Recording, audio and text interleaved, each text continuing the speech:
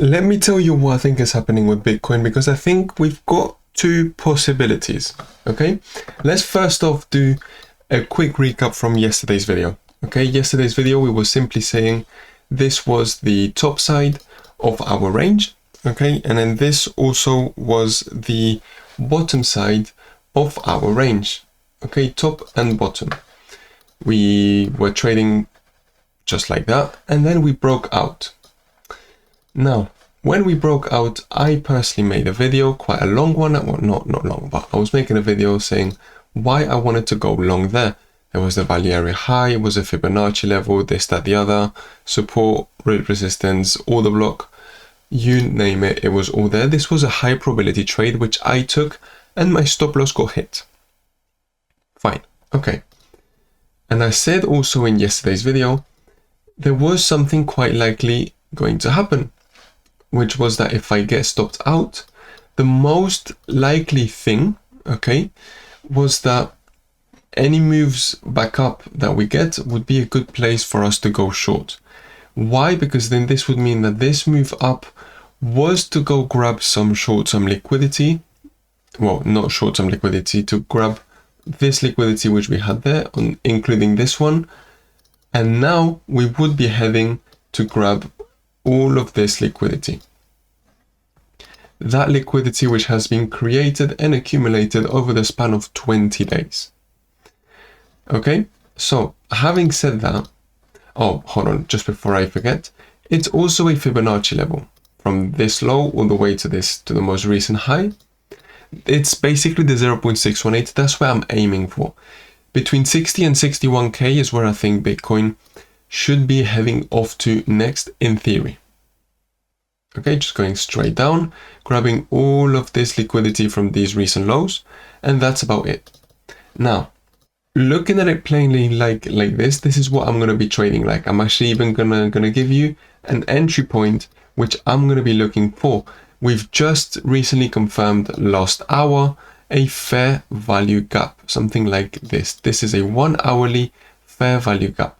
Okay, it is also basically, if I delete this and I extend this fair value gap to the left, you can see that it's basically, it can very nicely act as a really good resistance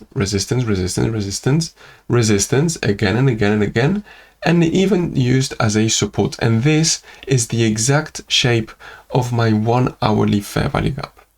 Therefore, I've gone back inside this range.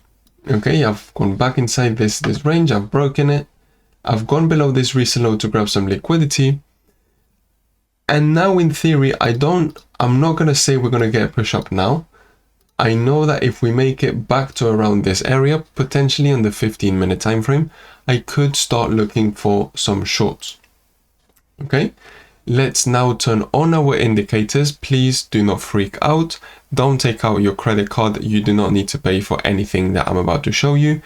You can get these indicators which I'm about to use to do my market reading, market analysis, using the link in the descriptions box. It takes you to our Telegram, in which you get access to 1, these indicators, and then 2, you get access to a 6-hour course which I've done when it comes to trading, and quite a lot more. Okay, so let's turn them on and let's go on the 15-minute time frame. Okay, because that's basically where I'm going to be looking for my entry point.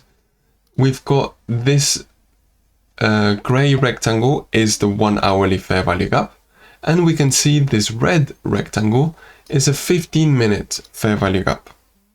Okay, we've also got this gray line. Now this gray line is an exponential moving average. Okay, some of the best trades that I've taken, the setup I look for the most, is when I have 2 different time frame fair value gaps in the same area, including if I also have an exponential moving average, the smart trend, which is potentially this purple line or green line.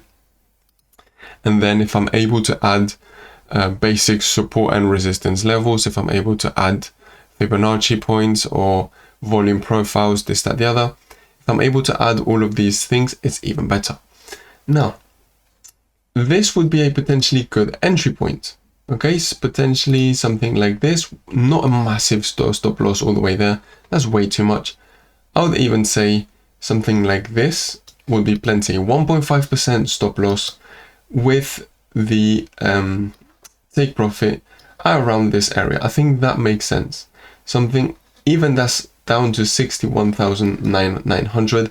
You could, even if you wanted to go much lower. Now, what's my number one rule when it comes to trading? As soon as the price gives me maybe even 2.5% move, so when I'm around there, I'm going to take 50% profits, move my stop loss to break even point, so I'm no longer at risk, and then leave it till my actually big area where I think the price should get a bounce. Okay, that's my idea. Now, this is where I'm getting a little bit divided. Okay, let's go up to the 1 hourly time frame. We can see something a little bit different. Let's delete. Actually, let's not delete nothing. Let's just hide this indicator so it's a bit less noisy. There we go. What is scaring me a little bit? The fact that I'm making an RSI divergence. Okay, so lower lows on price action, higher lows on the RSI. I've got this divergence as well. It's not an RSI. These divergences point out the money flow divergence. So we have decreasing money flow. You can see they do actually work quite good. Okay, but not only that. You can see it says Ghost FVG4H, which is a Ghost 4-hourly fair value gap. Okay, that's one of the features that you have got in our indicator, which is multi-time frame fair value gaps. We've gone below a recent low and we've grabbed some liquidity. And then I'm going to trace, yes, I am, because I always trace it every single day, a fixed range or an anchored range volume profile. Okay. Not from there, that's not what I want to do. I want to do something like this. What's bothering me? I've got an RSI divergence. We've just gone below a recent low. I've got a money flow divergence and I'm on a 4-hourly fair value gap. And man, I'm on the point of control, right? So there is that one part of me that's making me think Bitcoin, the massive, I was going to say a really bad swear word, but I'm going to try and be nice. The really bad thing might even just be doing this to fake us all out, make people start looking for shorts and then get the push up, which would actually be quite annoying. Because actually, if we zoom out on the 4-hourly time frame, this on its own is a fairly good entry point. The smart trend just recently turned green and we've got, like I just said, one of the best entries. We've got little red dot. Well, it's not a red dot. It basically shows small money flow. Okay. Actually, you can see last time we had small money flow and we were oversold. It was a good area to go long. Last area we had small money flow. I don't know if you can even see it. It was so small. That was a little bit of green money flow and we were overbought. It was a good area to go short. Sorry. That's why purely looking at the indicators, there's something that's telling me be careful with Bitcoin. So I am going to do something which is a bit of a terrorist move. I'm going to be completely honest with you. Let me first off, before I even tell you what my crazy move is, let me just tell you what I'm going to be looking for. Bitcoin under no circumstance should go back above this range. We should get a bit of a move up. I don't know if it's now, in the next hour, 2 hours, 3 hours, might get some sort of a push up. Okay. And then should start pulling back down. That's the normal thing. Why? Because we've gone back inside an accumulation range. And full stop, we would be getting a 1-hourly fair value gap, 15-minute gap, and the whole thing with the exponential moving average. I would wait for the RSI to be somewhat overbought, And then, yeah, I would just go short. Now, if Bitcoin pushes up and we go on this area, we don't even need to go above this recent high, but as long as we go back inside this area and we completely ignore this fair value gap, this would now turn into an I fair value gap, which is an inverted fair value gap. So what was once a resistance, or what was supposed to be a resistance, now will turn into a support. So that's one thing I'm going to be fairly careful about. Now, what is my terrorist move? What's my crazy move? You could, if you really wanted to, look for a long with a very small stop loss, or even if you looked for a bit earlier, by the time of you watching this video, you're probably not going to be able to do it. A stop loss basically on the other side of this fair value gap. So basically something stupid, okay? I'm obviously not going to put a lot of money into this. I am also doing this because I'm a full-time trader, and I probably do have more time on my hands that I really should. Something like this, okay? And then as soon as I get given 1.5% move, perfect. Take some profits and then move my stop loss to break even point.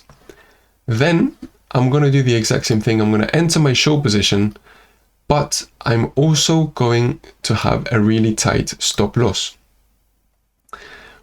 Why am I going to be doing this? Because I've got two high probability trades.